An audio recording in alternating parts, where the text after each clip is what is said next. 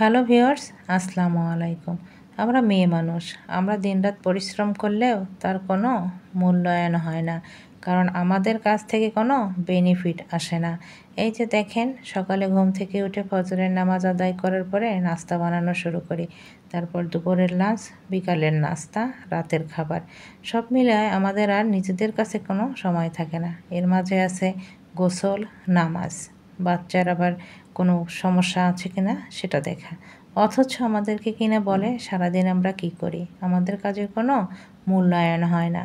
এই যে দেখেন, রাত্রেবেলা পরোটা বানাচ্ছি, কারণ এখন পরোটা খাবে তারা মাংস দিয়ে, তাদের এখন আর ভাত খেতে ভালো লাগতেছে না। এখানে আমার শরীরে ক্লান্তি আছে কি না এটা কেউ চিন্তা করলো না, কিংবা দেখার বিষয় মনে করলো না। এটাকে মনে করে স্বাভাবিক।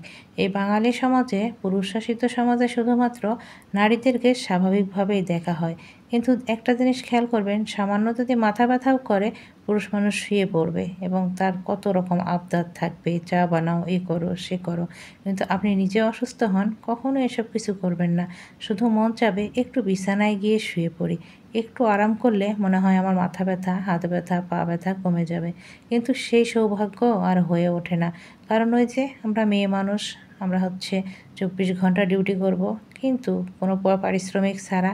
না আছে পারিশ্রমিক, না আছে সম্মান, না আছে শ্রদ্ধা। আমাদের কাছ তো কাজের লোকেদেরও বেশি সম্মান হয়, কারণ আমরা তো কাজের বেটির থেকেও নিম্নমানের। কারণ কাজের বেটিদেরকে কাজের মূল্যায়নে পয়সা দেওয়া হয়, আর আমাদেরকে তিরস্কার দেওয়া হয়।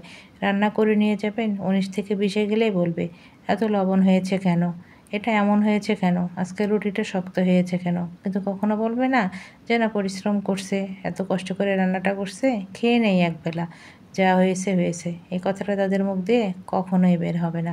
আমাদের এই বাঙালি সমাজে কখনো উন্নতি হবে না, কারণ এই পুরুষ মানুষরা নিজেকে রাজা ভাবে। আর আমরা যারা তাদের সহধর্মিণী বা স্ত্রী হিসেবে ভূমিকা পালন করি, তারা শুধু নামই স্ত্রী, আর কাজের ক্ষেত্রে ওই কাজের বেটি রহিমা।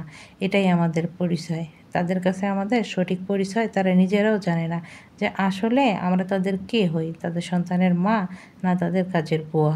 আসলে আমাদের বাস্তব জীবনের এই যে প্রেক্ষাপটটা সৃষ্টি হয়েছে, এটা আমরা সৃষ্টি করছি, সৃষ্টি হয় নাই। এটা কেউ জন্মগতভাবে আসে নাই। এটাই পুরুষ শাসিত সমাজে আমরা নারীদেরাও অনেকটা ঢিলাভাবে চলি।